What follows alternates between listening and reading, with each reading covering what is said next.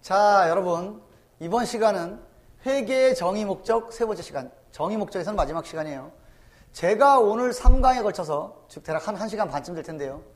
해드리는 회계의 정의와 목적은 정말 두고두고 되새기셔야 돼요. 앞으로 회계를 하기 위해서는, 회계를 잘하기 위해서는 항상 되새기셔야 한다. 자, 그러면 우리가 기업에 투자나 신용을 하기 위해서 유용한 정보는 뭐라고요? 안전성과 수익성과 황금성을 파악하는 거예요. 아까 말씀드렸죠? 전 시간에. 안전성과 수익성은 절대 같은 방향일 수가 없다. 이해하시죠? 그러면 투자할 때 여러분들이 그걸 배합시키는 게 투자에 대한 여러분들의 결정인 거예요. 안전성을 높이면 수익성이 떨어지고 수익성이 안전성이 떨어져요. 이걸 어떻게 배합할 것인가? 둘 다 좋은 거 절대 투자 못해요. 불가능합니다. 둘 다 나쁜 거 투자할 필요가 없어요. 항상 두 개는 반비례해요. 어떻게 배합할 것인가? 여러분들이 좀 더 높은 수익을 원하면 좀 더 많은 위험을 감수하셔야 되고, 내가 좀 더 안전한 걸 택하면 낮은 수익을 감수하셔야 돼요. 이해 가시죠? 그래서 우리가 안전성과 수익성과 황금성을 따지게 되는데요. 잘 들어보세요. 회계는, 저도 회계가 직업이고 회계 공부한 사람이고 직업이지만, 회계나 경영학 같은 거 실용 학문들은 좀 차가운 학문이죠. 효율성을 따지는 거예요, 항상. 그래서 회계는 결국 돈을 다루는 학문, 돈을 다루는 거예요. 그 사람의 인간성 안 따집니다. 돈을 따지는 거예요. 그렇다면 돈을 따져볼 때 기업이 안전하다, 안전하지 않다는 뭘 보면 알 수 있죠? 기업이. 일단 제가 말씀드렸어요. 회계는 돈만 따지는 겁니다. 그 사람의 인간성, 그 사람의 이걸 따지는 게 아니에요. 철저하게 회계는 돈만 따지는 겁니다. 회계가 돈 계산이잖아요. 돈을 따지는 거예요. 그러면 기업의 안전성을 돈의 관점에서 봤을 때 기업의 어떤 경우에 기업이 안전하다고 볼 수 있다. 기업이 돈이 많으면 안전하죠. 쉽게 말씀드릴게요. 혹시 여러분들이 은행 가서 대출을 받아보면 은행 직원이 가장 먼저 체크하는 게 있어요. 뭔지 아시나요? 신용? 아닙니다. 우리나라 은행들은 신용 거의 안 봐요. 뭐죠? 가장 첫 번째가 담보가 있느냐. 담보가 뭔가요? 재산이 있느냐. 왜? 나중에 문제가 생기면 그걸 회수할 수 있어야 되니까. 그래서 항상 은행에서 먼저 보는 게 담보, 즉 재산 상태를 봐요. 그래서 적어도 회계는 돈을 다루는 학문이니까 돈의 관점에서 보면 재산이 많으면 많을수록 안전한 겁니다. 재산이 적으면 적을수록 불안한 거예요. 예, 가정해 볼까요? 제가 여러분들한테 얘기를 해요. 제가 급해서 그러는데 1,000만 원만 빌려주실래요? 물론 특수한 관계가 아니라 생각하고 제가 이자 드릴 테니까 빌려주세요. 라고 했는데 만약에 제가 한 100억대 재산가예요. 그럼 어차피 이자 준다니까 빌릴 수 있죠. 겁 들라잖아요. 근데 만약에 제가 1,000만 원 빌려줬는데 제가 집도 절도 없고 돈도 거의 없고 이런 사람이에요. 그럼 여러분들이 돈을 1,000만 원 빌려줄 수 있겠냐고요. 불안하니까 못 빌려줄 거 아니에요. 또 설령 빌려줬다고 해도 잠 못 주무십니다. 불안해서. 그런 거예요. 그래서 돈의 관점에서 봤을 때는 돈이 많으면 안전한 거고 돈이 적으면 불안한 것이다. 이해하셨나요? 그래서 안전성을 파악하는 건 기업의 재산 상태를 보는 거예요. 재산 상태. 근데 회계에서는 재산 상태보다 더 즐겨 쓰는 용어가 있어요. 똑같은 말인데 재무 상태라는 용어를 씁니다.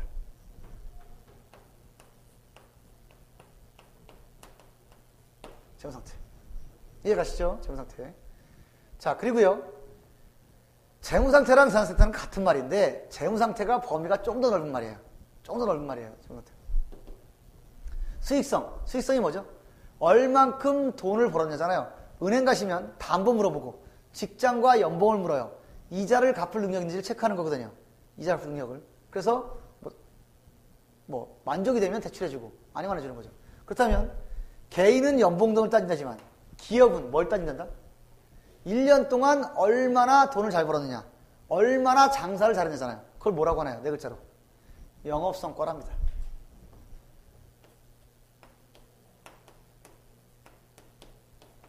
영업성과라는 건 이익을 받느냐 손해를 받느냐, 이익을 받다면 얼마나 받고 손해를 받으면 얼마나, 이걸 따지는 게 영업성과입니다. 이해할 수 있죠? 영업성과. 됐습니다. 그리고 황금성은 뭔가요? 돈으로 바꿀 수 있는 성격. 보통 회계는 돈을 다루는 학문이니까 유동성이라는 용어 써요. 움직임이 있다. 무슨 뜻이죠? 돈으로 빨리 바뀌는 성격이 있다. 유동성. 이 세 가지를 보는 거예요.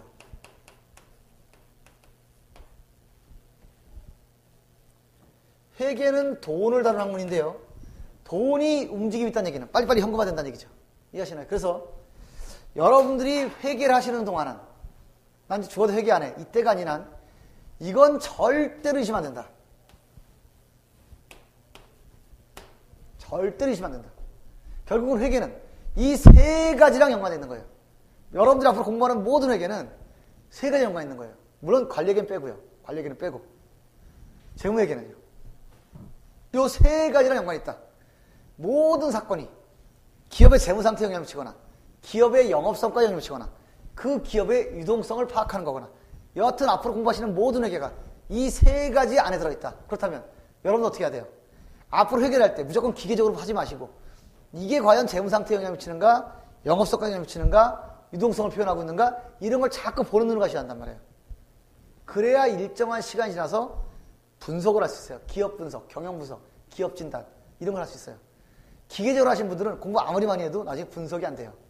암기로 분석하는 건 한계가 있거든요. 공식에서 분석하는 건 한계가 있거든요. 그 하나하나가 갖는 의미를 이해해야만 분석이 정확해지는데 능력 있는 분석이 되는데 평소에 이런 거 전혀 생각하지 않고 매일 분계, 차변, 우변, 계절 과목 외우고 있고 물론 시험 볼 때 그게 중요하지만 중요한 건 이거라는 거죠.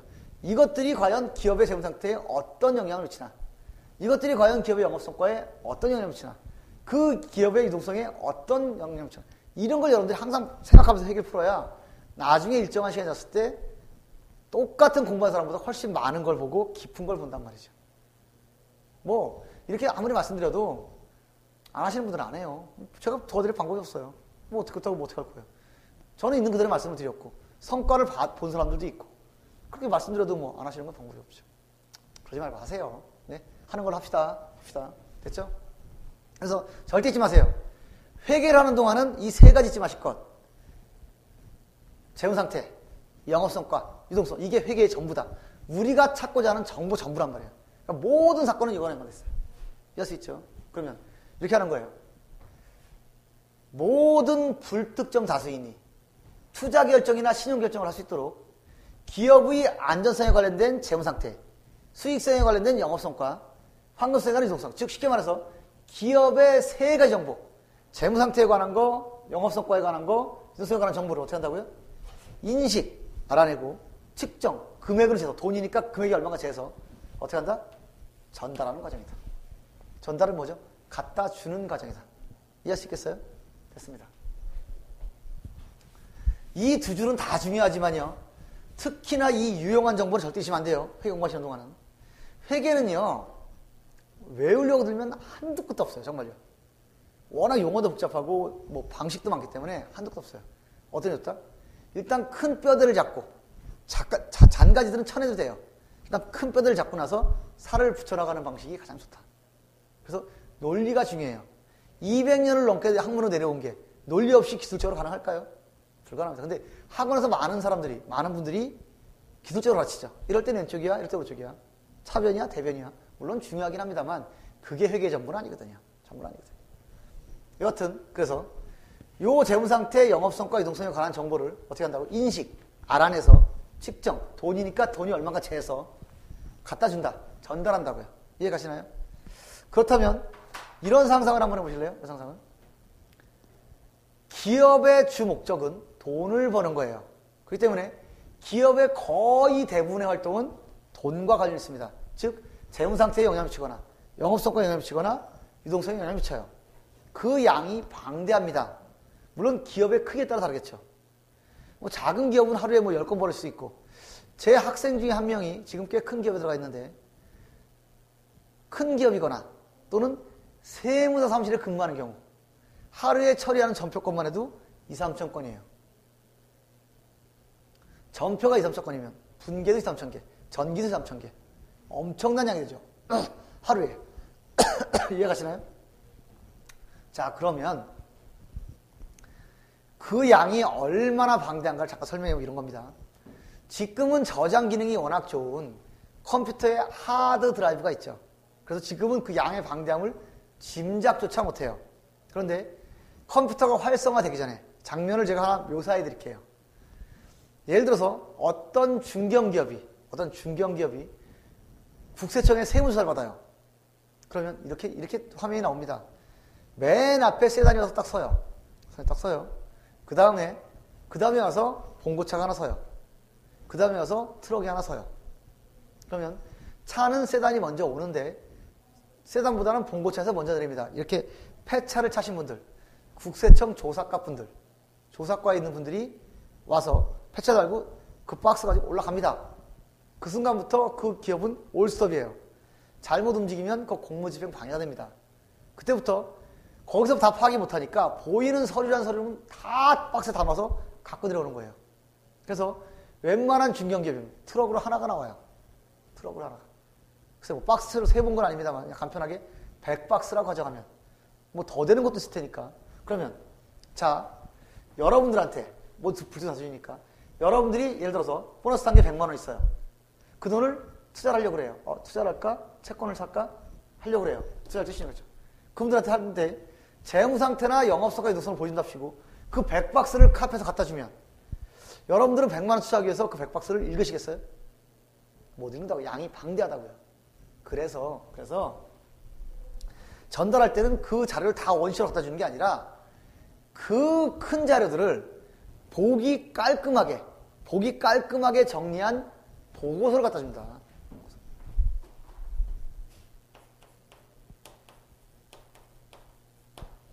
이해하시나요? 이 보고서의 이름이 재무제표예요.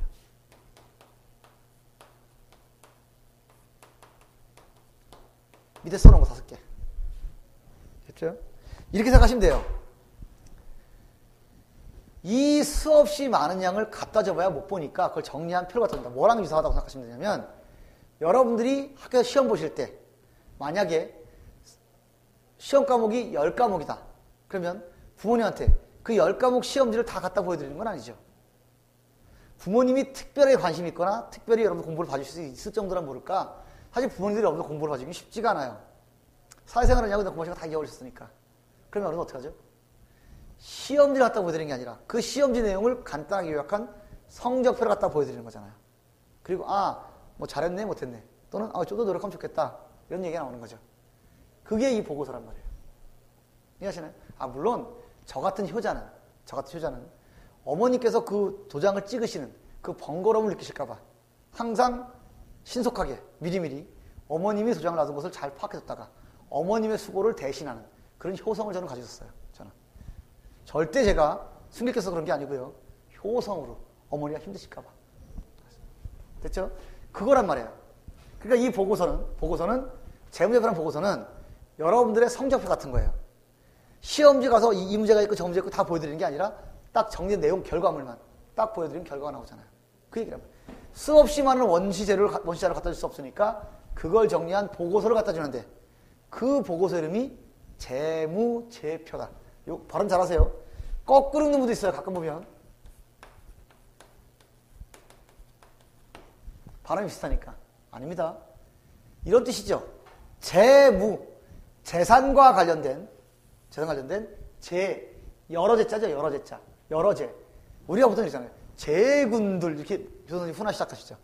여러 학생들을 부를 때 제군들이라고 하잖아요. 제자가 여러 제자예요. 표. 해석을 하면 어떻게 나오죠? 재산에 관한 여러 가지 표. 하나가 아니라는 얘기죠. 5개입니다. 이해 가시나요? 그래서 옆으로 써보면 이렇게 되는 거죠. 재무상태표.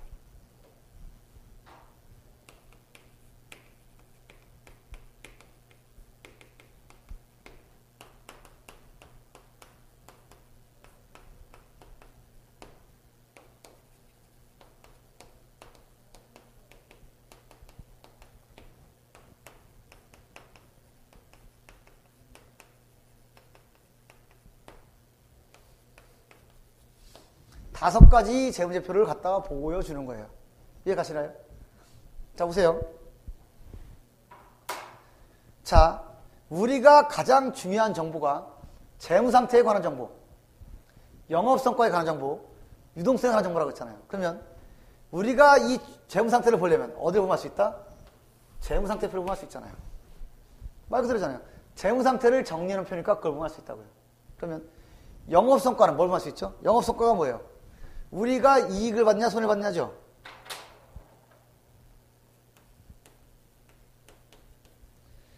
우리가 이익을 받느냐 손해받느냐 이거잖아요. 손해냐 이익이냐. 영업성과를 파악하기 위해서는 손해값을 보는 거예요. 유동성은 뭐죠? 현금의 흐름이라면서요. 현금화 속도. 그럼 뭘 보면 할 수 있다? 현금 흐름표를 보면 할 수 있다. 이해 가시나요? 요걸 보면 웬만큼 다 아는 거예요. 요 자본 변동표는 기업의 순수한 미천이 어떻게 변했냐를 보는 거고요. 이 주석은 요런 것들에 대한 자세한 설명을 다루는 겁니다. 자세한 설명을. 제가요, 여기다가 이해관계자를 써놓고 여기다 지금 해석을 달았죠. 본문에 곧바로 해석을 다는 걸 주기라고 부르고요. 주기. 주석은요, 페이지 밑에다가 별도로 해석을 달거나 페이지 뒤에다 해석을 다는 것을 주석이라 합니다. 이건 별도로 달았으니까 주석이에요. 이 표에는 상세한 내용을 못 쓰니까 표에는 핵심만 쓰고 그 표의 내용을 일일이 설명하는 게 주석. 실제로 좋은 정보는 여기다 있어요. 그래서 아마추어 투자자들은 이쪽을 눈뜨려다 쳐다보지만 좀 더 경력 있는 사람들은 이쪽을 자세히 본다. 이해할 수 있나요? 됐죠? 그래서 일단 반드시 이 순서대로는 아닌데요. 보통 중요한 순서 써본 거예요. 중요한 순서대로. 재무상태표, 손익계산서, 현금흐름표, 그 다음에 자본변동표, 주석. 그리고요, 여러분들이 이론을 공부할 때는 이 두 가지에 가장 중요하고요. 여기다 초점해서 공부하셔야 되고요. 현장에 나가시면 이게 더 중요해집니다. 보통 우리가 이 재무상태를 사람의 신체, 체격에 비유가 돼요. 얼마나 덩치가 큰지, 심장은 튼튼한지, 간은 괜찮은지, 뭐 이런 것들을 보는 거고요. 재무상태가. 손익계산서는 그 사람이라고 치면 체력에 비유가 돼요. 얼마나 건강하게 움직이느냐. 이렇게 얘기를 합니다. 신체가 건강한 거하고 움직임이 건강한 건 다르죠. 현금은요, 사람으로 치면 혈액에 비유가 돼요. 혈액. 사실 체격이 좀 작거나 조금 심장이나 간이 안 좋아서 살긴 살죠. 조금 체력이 약해서 살긴 살잖아요. 그런데 혈액이 막히면 죽죠. 그래서 현장에서는 현금 흐름이 굉장히 중요하지만 여러분들이 회계를 이론적으로 틀을 잡을 때는 재무상태와 손익계산서에 중심을 두고 배우셔야 한다. 이런 얘기예요. 그래야 틀을 잡을 수가 있다는 얘기입니다. 할 수 있죠? 됐습니다. 그래서 요 재무제표 보면 적어도 의사가 청진기 들이대듯이 기본적으로 그 회사에 대한 상태를 알 수 있어요. 안전한지, 수익성이 얼마인지, 환급성이 얼마인지 기본적인 걸 알아요. 이해하시나요? 그리고 나서 주석을 보고 일정한 경력을 쌓아야만 엑스레이나 CT 찍는 것처럼 더 깊고 넓은 것을 볼 수 있단 말이에요. 요걸 기본적인 틀만 한 거예요. 여러분들 공부수에서 보는 거는 그냥 의사가 청진기 되는 수준. 여기 맥박 잠깐 잡아보는 수준. 이 정도는 알 수 있어요. 회계인들을 의사랑 많이 비교하거든요. 의사는 사람 몸을 고치지만 회계인들은 기업의 위험을 방지하거든요. 그래서 여러분들이 이런 거 공부하셨을 때는 그냥 청진기 되는 수준. 하지만 더 공부가 깊어지고 기계적인 공부 말고 자꾸 생각하는 공부를 하시면 나중에는 엑스레이 수준, CT 수준까지 갈 수도 있단 말이에요. 남들 눈에 안 보이는 거 볼 수 있는. 이해할 수 있죠? 됐죠? 자, 그래서 이렇게 보고 5가지를 어떻게 한다고요? 전달한다고요. 갖다 준다고요. 생각을 한번 해보세요. 좋아요. 그 100박스쯤 되는 것을 한 50페이지쯤 되는 재무제표를 만들었어요. 그러면 주주와 채권자한테 갖다 줘야 한다는데 현재 주주와 채권자는 누군지 알죠? 주주명부가 있다니까요. 주주명부가 있으니까 주주명부 따라서 갖다 드린다는 거잖아요. 이쁘게 제본해서 갖다 드리면 돼요. 채권자 명부가 있으니까 이쁘게 갖다 드리면 돼요. 문제는 뭔가요? 잠재적인 주주와 채권자. 잠재적인 주주와 채권자는 어떻게 던질 거냐는 거예요. 이 잠재적이란 말이 잘 이해를 못하실 것 같아서 제가 옛날에 실제로 쓰던 사례를 하나 말씀드릴게요. 그게 2003년도였나요? 기억은 안 나는데 모 신문에 요만하게 가십거리가 떴어요. 저도 재밌어서 읽어보고 기억을 하는데 내용은 이렇습니다. 신문에 나왔으니까 만 나이겠죠? 만 17세 소년이 모 대그룹 주주총회장에 가서 주주총회장을 발칵 뒤집어 놓은 사건이 있었어요. 거기서 깽판을 쳤다는 얘기는 아니고요. 주주로 들어가서 주총회에서 계속 자기 의사발언하고 이의제기하고 그래가지고 주총이 확 뒤집힌 적이 한 번 있어요. 사실 우리나라 주주총회들이 대부분 짜고 치는 고수들이거든요. 미리 말 맞추려고 들어가서 열심히 박수치고 나와서 박준영 고생했으니까 좋은 거 먹으러 가는 거거든요, 주주들이. 귀하신 분들이니까 선물 한 보따리 안겨서 좋은 식사해서 보내면 되는 거거든요. 보통 주총장이 그래요. 우리나라는 짜고 치는 모습이죠. 그런데 그 친구가 지상을 학기를 쭉 읽어봤더니 이런 내용이더라고요. 대충 읽어보니까. 대충이 아니라 읽었는데 뭐 자잘한 필요 없고 큰 틀만 얘기를 하자면 그 친구가 고등학교 1학년 때 고등학교 진학을 했는데 뭐 안 그런 학교도 많겠지만 사실은 고등학교가 학생들도 많고 하다 보니까 이 교육이 획일적인 교육이잖아요. 개인의 개성이 존중되는 게 아니라 다 똑같은 방법으로 교육시키고 성적 나쁘면 천덕꾸러기 되는 거고 성적 좋으면 뭐 문양가 되는 거고 그런 게 많죠, 일반적으로. 그러다 보니까 이 친구가 고1 때 그런 생각을 했대요. 난 이렇게 기계적인 학습, 획일적인 학습은 싫다. 난 내가 능동적으로 잘 공부를 하고 싶다. 그래서 고1 때 아버지한테 가서 상의를 했답니다. 제가 아버님, 뭐 아버지라고 했겠죠. 아버지, 제가 학교 다니는데 제가 할 수 있는 공부 자유롭게 할 수 있는 공부도 아니고 너무 외우는 것만 많고 공부 같지가 않다. 저는 아버님만 허락하시면 대안학교에 가서 공부를 하고 싶다. 그래서 아버님이 들어보니까 그래서 대안학교를 보냈답니다. 그러면서 이 아이가 그랬대요. 제가 공부를 열심히 해서 아시겠지만 대안학교 중에 학력 인정되는 학교도 있지만 안 되는 학교도 많거든요. 제가 열심히 공부 대학은 갈 건데 제가 나중에 공부하고 싶은 게 경영학입니다, 아버지. 근데 공부는 열심히 하겠지만 나중에 학문적인 공부, 이론적인 공부 말고 실물적인 경영, 경제 좀 익히고 싶어서 아버지가 돈을 조금만 주시면 제가 그 돈으로 주식 공부를 하면서 주식은 실물에 반영이 되는 거니까요. 실물 경영과 경제를 좀 익히고 싶습니다라고 얘기를 했대요. 그러니까 아버지도 열리신 분이겠죠. 대안학교도 허락을 했고 종잣돈으로 30만 원인가 줬대요. 그 아들한테. 그런데 뭐 그때는 주식이 호황기여서 그런지 이 친구가 돈을 300인가 얼마까지 벌었대요. 금액이 잊어버려 안 나는데 그 300만 원 좀 넘게 기억은 안 납니다. 300인가 400인가 벌었대는데 그 돈을 가지고요. 모 대그룹 주식을 샀어요. 당연히 많이는 못 샀겠죠. 어쨌거나 일정한 주식을 가지고 있으면 주주거든요. 그래서 주총장에 들어갈 권리가 있는 겁니다. 주총장 가면 좋죠. 가면 박수 몇 분만 치면 선물 주죠. 밥 먹이죠. 좋잖아요. 갔단 말이죠. 그러니까 이 친구는 자기가 공부하는 차원에서 많은 준비를 하고 들어간 거예요. 그래서 경영에 대한 의문점, 그리고 경영진들에 대한 뭐 비전 제시 이런 걸 듣고 싶어서 갔던 거죠. 갔는데 우리나라 주총장 대부분 그렇듯이 앞에 사회자가 뭐 이런 거 별 의의 없이죠. 그럼 와 박수 치고 이거 괜찮으시죠? 와 이러고 넘어가는 게 태반이거든요. 그러니까 처음에 당황했다가 계속 인사바람을 하는 거예요. 그건 아니지 않습니까? 그건 왜 논의를 안 하십니까? 계속 토의를 거는 거예요. 그렇다고 아무리 어려다가 말을 막을 수는 없잖아요. 주준대요. 그래가지고 주총장이 발칵 심적이 있어요. 시간이 걸리니까. 그런 적이 있어, 사건이. 무슨 뜻인가요? 제가 무슨 얘기를 하고 싶죠, 지금? 이 공부는 아주 고차원적인 공부를 해야만 이해할 수 있는 건 아니란 얘기예요. 여러분들이 조금만 회계 공부를 조금만 착실하게 하시면 금방 볼 수 있어요. 이걸 보면 알 수 있단 말이에요. 그 기업이 얼마나 건강한지, 체격은 얼마나인지, 그 안에 폐나 심장이나 뭐 간 같은 건 튼튼한지, 또 그 사람의 그 회사의 체력, 사람하는 체력이 좋은지, 또 혈액순환은 좋은지를 알 수가 있다. 당연히 하는 만큼, 연구하는 만큼 더 깊게 넓게 보여요. 그게 회계입니다. 할 수 있죠? 그렇다면 요걸 정보를 알 수 있는 이 재무제표를 갖다 줄 때 못 갖다 준다고 말씀드렸잖아요. 잠적인 사람한테 어떻게 갖다 줄 건데요? 못 갖다 주잖아요. 어떻게 하죠? 그래서 공시라는 거랍니다. 공시.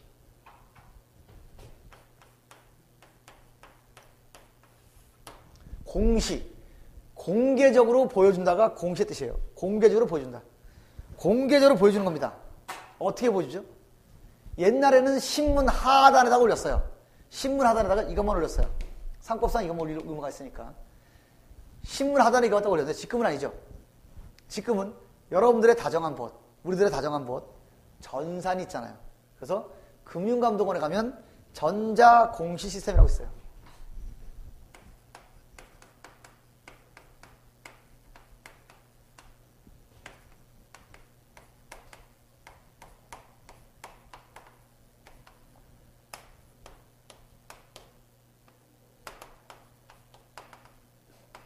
아무 포털에서나 다트라고 치면 나옵니다. 로그인 필요 없어요. 누구나 들어갈 수 있어요. 누구나 들어갈 수 있어요. 로그인 한 번도 안 해요. 금융감독은 왠지 무서운 것 같지만 로그인 없어요. 공시스템은. 누구나 들어가서 원하는 회사 찾아가지고 원하는 기간 입력하면 그 회사에 이게 다 뜹니다. 다시 말씀드릴게요.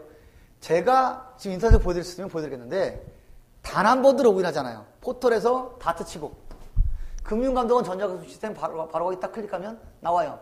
로그인 필요 없다니까요. 그리고 회사 입력하고 기간 입력하면 그 회사에 다 뜹니다.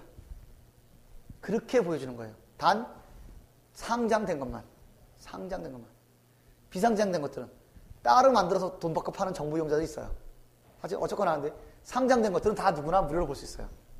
심지어는요. 어떤 회사 홈페이지에 가면 홈페이지에 이런 것들을 다 올려놓습니다. 단순한 분석까지 포함해서. 제가 직접 본 적도 있어요. 또 나중에 은행 가시면 뭐 야한 잡지 보지 마시고 주변을 잘 들어보세요. 은행에도 재무제표를 비치는 은행이 많아요. 제가 확인해보니까 있더라고요. 많더라고요. 보면 재무제표, 재무상태표, 손익계산서, 현금흐름표, 자원변동표, 주석을 쫙 걸어온다고요. 이해가시나요?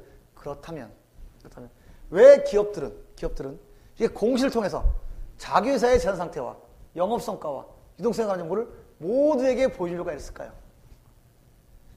다트에다가 홈페이지에다가 또 매장에다가 비치하는 거 뭘까요?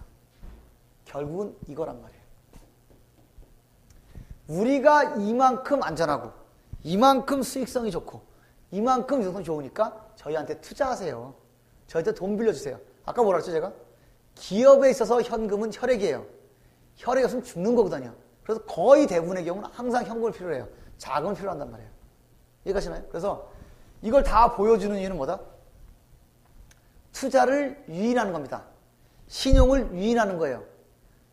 좀 정당한 표현을 쓰면 꼬시는 거라고요. 꼬시는 거라고. 투자 좀 해주세요. 근데 그 사람들이 뭘 보고 투자를 해요? 뭘 보고 신용을 해요? 그러니까 우리가 어떤 상태인지를 정확히 보여주는 거예요. 이만큼 안전하고 이만큼 수익성 있고 이만큼 유동성 있다. 즉 우리가 재무 상태가 이만큼 좋고 영업성과가 이런 상태고 유동성이 이만큼한 상태입니다. 이 정도면 되니까 투자하세요. 신용하세요라고 꼬시는 게 재무회계란 말이에요. 그게 본질이란 말이에요. 그러니까 사장이나 직원이 보는 게 목적이 아니라 외부에 보여줘서 뭘 유인한다? 투자를 유인하고 신용을 유인하는 게 재무회계의 본질이란 말이에요. 그 본질을 이해 못하면 회계는 이해 못합니다. 만약에 사장까지 보는 게 목표였다면 왜 법에 걸려서 끌려갈 일이 있어요? 왜 모두가 지켜야 되는 규칙이 있겠냐고요. 지들 보고 말면 그만인데. 아니죠. 모두에게 보여줄 때 거짓을 보여주면 안 되고 부풀리면 안 되니까 룰이 있고 규칙이 있고 다 있는 거란 말이에요. 제 말 이해가시나요? 우리 같은 사람들은 그 표만 보고 투자 결정할 거 아니에요. 그걸 거짓으로 하거나 또는 부풀리거나 이런 걸 보게 되면 우리가 판단을 잘못할 가능성이 있잖아요. 이해 가시나요? 그래서 요것들을 정확하게 하는 것을 자꾸 얘기하게 되는 겁니다. 이해 가시죠? 그래서 이런 거예요. 이해하실 수 있나요? 아시죠?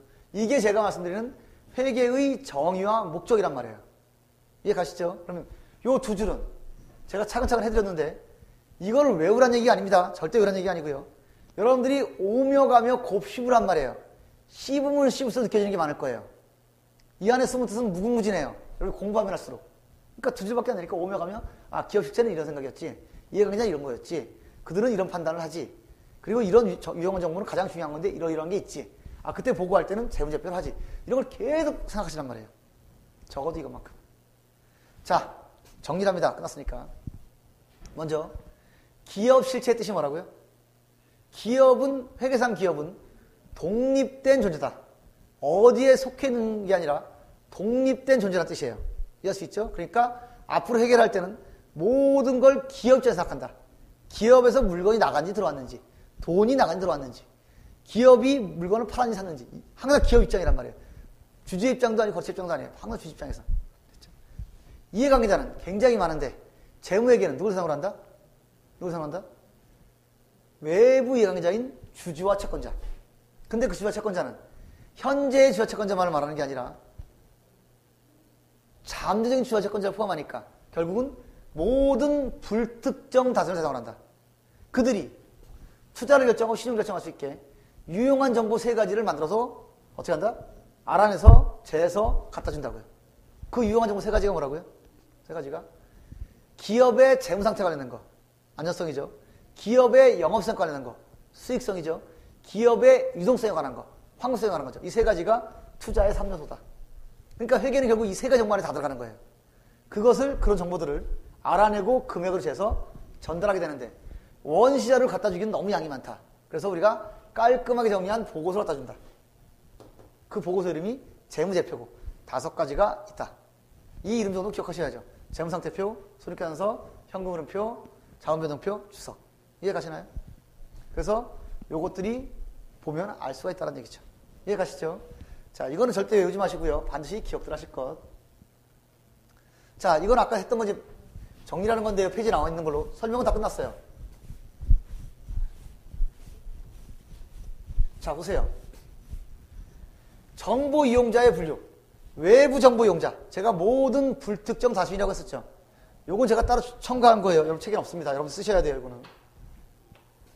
쓰셔야 한다고요. 자, 누구다? 주주와 채권자. 주주는 투자 결정을 하고 채권자는 신용 결정을 하고. 이 회계가 무슨 회계다? 재무 회계다. 내부 정보 이용자는요. 경영자, 경영서 결정, 관리회계. 아까 했던 거죠. 세무서는 대상은 세무서고요. 세무신고 목적, 세무회계. 어렵지 않죠? 아까 했던 거니까. 유용한 정보란 제가 오죽하면 한 페이지를 전부 다 노란색에다 별표까지 했겠어요. 결국 회계는 이 세 가지를 찾는 것이다. 안전성, 수익성, 환급성. 그때 안전성은 재무 상태를 볼 수가 있고 다른 말로 재산 상태라고 합니다. 수익성은 영업성과, 유동성은요 현금화 속도. 넘기기가 싫으네요. 정말 중요해요. 정말 중요해요. 이렇게 정말 중요한 페이지가 나오면 진도를 나가기가 싫어요. 딱 고정시켜놓고 싶어요. 정말 중요하고 여러분 꼭 알아야 되는 거니까. 재무제표 종류 5가지였죠. 재무상태표, 손익계산서, 현금흐름표, 자원변동표, 주석상. 페이지는 다 옆에 붙여놨으니까 찾으시면 돼요. 책에 있어요. 중요한 건 이겁니다. 재무상태표는 재무상태를 알아보는 거잖아요. 영업성과는 영업성과를 알아보는 거죠. 손익계산서는. 그럼 잘 들어보실래요? 이건 정말 중요한 마인드인데요.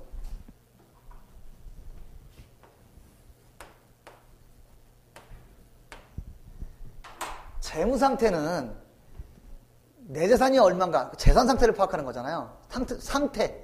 현 상태를 파악하는 거잖아요. 그러면 재산 상태를 파악하는 거는 기간 동안 파악하는 게 아니라 한 타이밍, 딱 일정 시점, 딱 하나의 시점에서 파악을 하는 거라고요. 제가 이해할까요? 상태란 말이 뭐예요? 딱 고정된 형태잖아요. 움직이는 걸 찾는 게 아니라 내가 원할 때 지금 재산이 얼마인가를 따지는 거란 말이에요. 그게 유식한 말로 뭐다? 일정 시점의 상태다. 기간이 아니라 원하는 시점, 어떤 시점의 상태를 찾는 거란 말이에요. 속된 말로 남자분들 술 한잔 드시면 진짜 허풍도 심해지죠. 이런 거죠. 내가 소시적인 말이야. 내가 이래도 왕년에는 말이야. 할 때. 그렇게 따지면 왕년에 집에서 금송아지 안 떼우는 사람이 얼마나 돼요? 그렇게 따지면 과거에 저희 집에도 금송아지 20마리 다녔어요. 너무 눈이 부셔가지고 못 다닐 정도였으니까.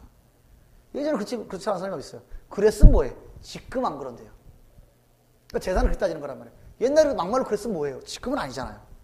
중요한 것보다 지금 재산이 얼마냐가 중요한 거란 말이에요. 또 이런 것도 있죠. 내가 말이야 인천 앞바다에 배만 들어오면 배가 언제 들어올 줄 알아요? 매번만 하는 말이지만 그건 와봐야 하는 거잖아요. 그게 중요한 게 아니란 말이에요. 지금 내가 원할 때, 내가 알고자 할 때 그때 얼마냐가 중요한 거죠.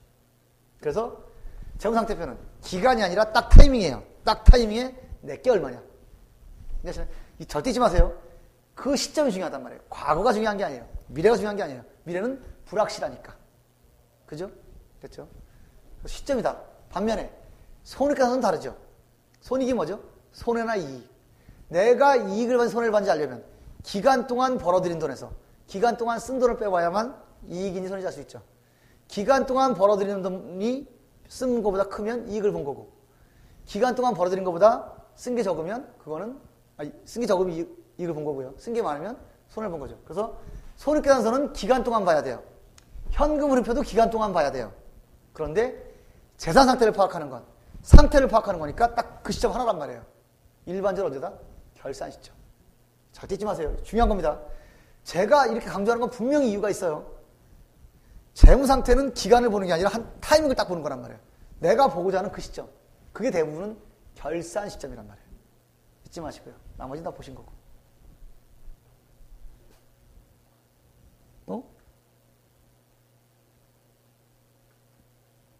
됐습니다. 이건 잘못 들은 건데. 됐습니다. 자, 그래서 이번 시간까지 3강에 걸쳐서 대략 한 30분씩 했는데요. 시간으로 1시간 반 정도 되죠. 회계의 정의와 목적을 제가 최대한 자세하게 제 닉네임대로 친절하게 드렸어요. 이건 제가 시간을 얼마나 쳐도 아깝지 않아요. 여러분들이 앞으로 마인드를 위한 거니까. 회계는 외우면 한도 끝도 없어요. 큰 틀을 잡아놓고 자꾸 살을 붙여나가야 합니다. 그러니까 저는 일단 외우란 말이 싫으니까 여러분들도 가능하면 외우는 공부다. 생각하는 공부를 하셨으면 좋겠어요. 이렇게 진행을 하도록 하겠습니다. 자, 정의와 목적이 끝났으니까 다음 시간에는 이제 개정 과목을 하나씩 보도록 하겠습니다. 자, 여러분 이번 시간도 수고하셨습니다.